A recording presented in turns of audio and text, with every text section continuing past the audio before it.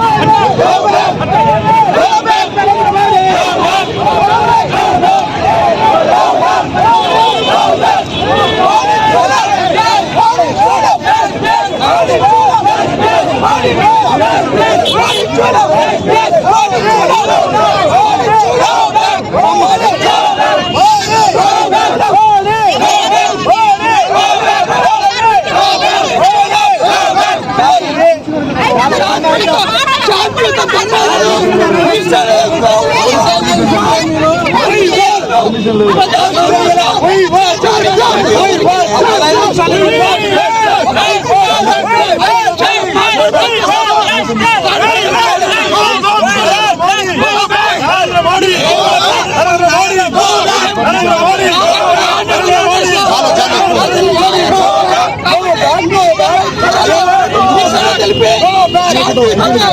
గురిస్తామని చెప్పాం.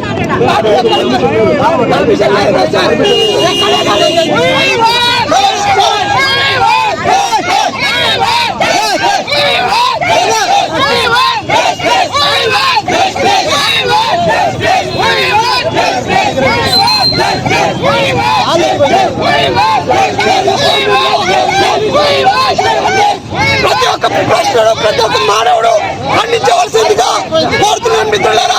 ఈ యొక్క అరాచకానికి పోలీసులు వంతపడుతూ ఈ యొక్క రాష్ట్ర ప్రజల యొక్క ఆర్తనాదాలను తాకట్టు పెట్టి ఈరోజు ప్రజా టీవీ అక్టోబర్ 15 భారత ఉమ్మడి జిల్లా కర్నూలు జిల్లా పర్యటనలో శ్రీశైలం ప్రాంతానికి రాబోతున్నటువంటి రేపటి దినాన్ని పురస్కరించుకుని ఈరోజు జిల్లా కేంద్రంలో ఉన్నటువంటి మరి కొంతమంది నాయకులు, సిపిఐ నాయకులు, అలాగే ప్రజా సంఘ నాయకులు ప్రధానమంత్రి రాకను నిరసిస్తూ వారు ఈరోజు ధర్మ కూడా నిర్వహించడం జరిగింది. దీనికి వారి మాత్రమే వామపక్ష పార్టీలుగా ముఖ్యంగా సిపిఎం పార్టీగా మోడీ రాకను నిరసిస్తూ మోడీ గోబ్యాక్ అంటూ ఈరోజు నంద్యాలలో నిరసన ప్రదర్శన చేయడం జరిగింది. మరి పోలీసులు ఆ యొక్క నిరసన ప్రదర్శనను అడ్డుకోవడానికి ప్రయత్నం చేసినా సరే ఆ రకంగా మన నిరసన అనేటువంటిది తెలియజేయడం జరిగింది. మోడీ గారు మన రాష్ట్రానికి ఇప్పటికే దాదాపు 4 సార్లు వచ్చినారు. మరి రాష్ట్రానికి ఏం చేసినారని చెప్పేసి మేము ప్రశ్నిస్తూ ఉన్నాము. రాష్ట్రానికి రావాల్సినటువంటి ప్రత్యేక హోదా, రాష్ట్రానికి రావాల్సినటువంటి ప్రత్యేక ప్యాకేజీ, మరి రాష్ట్రానికి రావాల్సినటువంటి నిధులు, పోలవరానికి నిధులు కావచ్చు, లేకుంటే మన విశాఖ ఉక్కు ఫ్యాక్టరీని ప్రైవేటీకరణ చేయకుండా ఉండడానికి సంబంధించి కావచ్చు, మరి కేంద్ర ప్రభుత్వం సంబంధించినటువంటి సంస్థలు కావచ్చు, ఇవన్నీ కూడా ఏమాత్రము రాష్ట్రానికి ఇవ్వకుండా రాష్ట్రాన్ని అప్పులు పాలు చేసే పద్ధతిలో మీరేమైనా రాష్ట్రాన్ని అభివృద్ధి చేయదలుచుకుంటే అప్పులు తీసుకున్నారని చెప్పేసి రాష్ట్రాన్ని అప్పులు పాలు చేస్తున్నాం తప్ప రాష్ట్రానికి ఏమీ లేదు. అందుకే మోడీ గోబ్యాక్ అని చెప్పేసి మేము ఈరోజు నిరసన వ్యక్తం చేస్తాం. అదేవిధంగా ఈరోజు మోడీ గారు మరి ప్రజలకందరికీ జీఎస్టీ తగ్గించాము, పండగ చేసుకోండి అని చెప్పేసి ఈరోజు పెద్ద బహిరంగ పెడతా ఉన్నారు. దాదాపు 8 సంవత్సరాలుగా మోడీ ప్రతి నెల ప్రజల దగ్గర నుంచి ₹1,00,00,000 కోట్ల చొప్పున జీఎస్టీ వసూలు చేసినారు. ఆ రకంగా 8 సంవత్సరాలు దాదాపు 100 లక్షల కోట్ల రూపాయలు ఆ రకంగా వసూలు చేసి కేవలం 47,000 కోట్ల రూపాయలు ప్రజలకు తగ్గించి నేను గొప్పగా ప్రజలకు తగ్గించినాను, పండుగ చేసుకోనని చెప్పేసి ఈరోజు బహిరంగ సభ చెప్పి సిగ్గు లేకుండా ఆ రకంగా ప్రజలకు ఆ రకంగా చెప్పడానికి పెట్టినాడు. రాష్ట్రానికి ఏం చేయకుండా, ప్రజలకు ఏం చేయకుండా ఈరోజు మరి ఏ ముఖం పెట్టుకొని ఈరోజు రాష్ట్రానికి వస్తున్నాడు. కాబట్టి మోడీ గోబ్యాక్ అని చెప్పి మేము చెప్తా ఉన్నాం.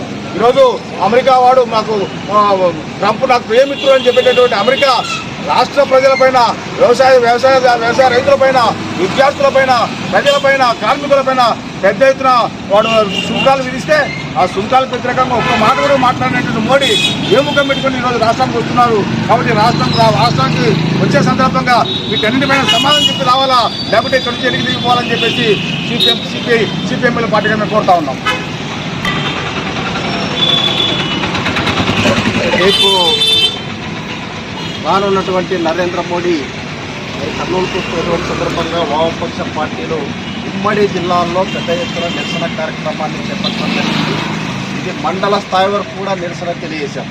మరి ఈరోజు నరేంద్ర మోడీ కర్నూలు జిల్లాకి వచ్చేటువంటి నైతిక హక్కు లేదని చెప్పి మేము ఈ సందర్భంగా నిరసన తెలియజేస్తా ఉన్నాం. ఎందుకంటే పార్లమెంటు సాక్షిగా భారతీయ జనతా పార్టీ ప్రధానమైనటువంటి ప్రతిపక్షంగా ఉన్నప్పుడు 10 సంవత్సరాల పాటు ప్రత్యేక హోదా అమలు చేస్తాం. వెనకబడినటువంటి రాయలసీమ, ఉత్తరాంధ్ర ప్రాంతాలకి బుందేల్ఖండ్ తరహాలో మేము ప్రత్యేక ప్యాకేజ్ ఇస్తాం, ఈ రాష్ట్రాన్ని సమగ్రంగా అభివృద్ధి చేస్తామని చెప్పి మోసం చేసి ఈరోజు 11 సంవత్సరాల కాలంలో పరిపాలన చేస్తూ ఉన్నారు. ఇప్పటికీ కూడా ఆంధ్రప్రదేశ్ ప్రజల దయాదాక్షిణ్యాలతోనే 3వసారి నువ్వు అధికారంలో కొనసాగుతూ ఉన్నావు. మరి ఒక్క విధంగా చెప్పాలంటే ఆంధ్రప్రదేశ్ను మోసం చేసి ఈరోజు ఈ దేశంలో ఉన్నటువంటి ప్రభుత్వ రంగ సంస్థలన్నిటి కూడా రైల్వేలతో సహా ప్రభుత్వ రంగ సంస్థలన్నిటి కూడా కారు చౌకగా కార్పొరేట్ వ్యాపారులకి నువ్వు అప్పచెప్తా ఉన్నావు. అదేవిధంగా కార్పొరేట్ వ్యాపారులకి దేశ సంపదను కూడా దేశంలో ఉన్నటువంటి వనరులను కూడా నిశ్చిక్కుగా వాటన్నిటి కూడా అప్పచెప్తూ ప్రజలకి వ్యతిరేకమైనటువంటి పరిపాలనను చేస్తూ ఉన్నావు. అదేవిధంగా జిఎస్టీ తగ్గించామని చెప్పి ఆ గొప్పతనాన్ని ఇక్కడ ఆంధ్రప్రదేశ్లో చెప్పుకోవడానికి వస్తూ ఉన్నాం. మేము డిమాండ్ చేస్తూ ఉన్నాం, మరి 8 సంవత్సరాల కాలంలో ప్రజలపైన దోపిడీకి ఎవరు బాధ్యత వహిస్తారో మేము ప్రశ్నిస్తూ ఉన్నాం. అంతేకాకుండా ఈ సందర్భంగా మరి ఈరోజు జిఎస్టీ పైన మేము గొప్ప చెప్తామని చెప్తా ఉన్నాము. డీజిల్, పెట్రోల్, గ్యాస్ ధరలను ఎందుకు జిఎస్టీ వర్తించలేదో సమాధానం చెప్పాలి. జిఎస్టీ ధరలు వర్తిస్తే ఈ అనుంగు మిత్రైనటువంటి అంబానీకి, అదానికి ఇలాంటి వారందరికీ కూడా ఆదాయం తగ్గిపోతుందని చెప్పి మీ యొక్క ప్రత్యేకమైన ప్రేమ మాత్రమే. అందుకే ఈరోజు ఏ రకంగా చూసినా ఈ రాష్ట్రంలో నరేంద్ర మోడీ పర్యటనకి ఈ రాష్ట్ర ముఖ్యమంత్రి మరి చంద్రబాబు నాయుడు కూడా బాధ్యత వహించాలి. రాజధానికి నిధులు ఇచ్చాడా? ఆయన 2 సార్లు వచ్చినటువంటి సందర్భంగా పిడికెడు పట్టించాడు, చెంబుడు నీళ్లు ఈ రాష్ట్ర ప్రజల్ని మోసం చేశాడు.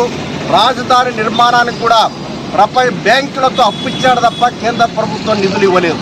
మరి ఎందుకో ఈరోజు ఆయన గొప్పతనాన్ని చెప్పుకోవడానికి ఈ రాష్ట్రంలో ఒక బకరా దొరికాడు. ఆ బకరానే ఆంధ్రప్రదేశ్ ముఖ్యమంత్రి. కాబట్టి ఈ సందర్భంగా మేము డిమాండ్ చేస్తూ ఉన్నాం, ఈరోజు ఈ రకమైనటువంటి పరిపాలన కొనసాగిస్తే ఆంధ్రప్రదేశ్ ప్రజలు చైతన్యవంతమైన ప్రజలు నీకు తగిన సమాధానం చెప్పడానికి సన్నద్ధంగా ఉన్నారని చెప్పేసి హెచ్చరించడానికే వామపక్ష పార్టీలు ఈ నిరసన తెలియజేస్తూ ఉన్నాయి. రానున్నటువంటి కాలంలో ఈ నిరసనతోనే మేము వామపక్ష పార్టీలు ఆగము. మీ ప్రభుత్వాలను గద్దె దించేంత వరకు కూడా వామపక్ష పార్టీలు పెద్ద ఎత్తున పోరాటాలకి సన్నద్ధమవుతాయి. ప్రజానీకం కూడా ఆంధ్రప్రదేశ్ ప్రజల ప్రయోజనాలు కావాలని కోరుకునే వాళ్ళు, విశాఖ ఉప్పు కావాలని కోరుకునే వాళ్ళు, రాయలసీమలో మరొక కడప ఉప్పు ఫ్యాక్టరీ కావాలని చెప్పి కోరుకునేటువంటి వాళ్ళు, ఈరోజు రాష్ట్ర సమగ్రాభివృద్ధి కోసం కోరుకునేటువంటి ప్రజాస్వామ్య శక్తులందరూ కూడా ఐక్యంగా మోడీని గద్దెదించేందుకు కలిసి రావాలని చెప్పి మేము విజ్ఞప్తి చేస్తా ఉన్నాం.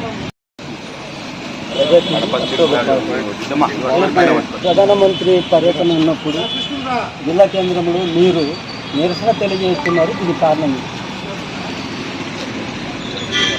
భారతదేశ ప్రధానమంత్రి మోడీ గారు ఉమ్మడి కర్నూలు జిల్లా పర్యటన వస్తున్న సందర్భంగా మరి ఇప్పటికే ఆంధ్రప్రదేశ్లో ఆయన కూటమి ప్రభుత్వం ఏర్పడిన తర్వాత 4 సార్లు వచ్చినాడు. 4 సార్లు వచ్చిన సందర్భం కూడా అతను రాష్ట్రానికి ఏం మాత్రం మేలు చేయలేదు. పార్లమెంట్ సాక్షిగా 11 సంవత్సరాల కిందట రాష్ట్రానికి ప్రత్యేక హోదా, రాయలసీమకు ప్రత్యేక ప్యాకేజీ, పరిశ్రమలు ఇవన్నీ కూడా ఏర్పాటు చేస్తామని పార్లమెంట్లో హామీ తీసుకుంటామన్నారు సార్.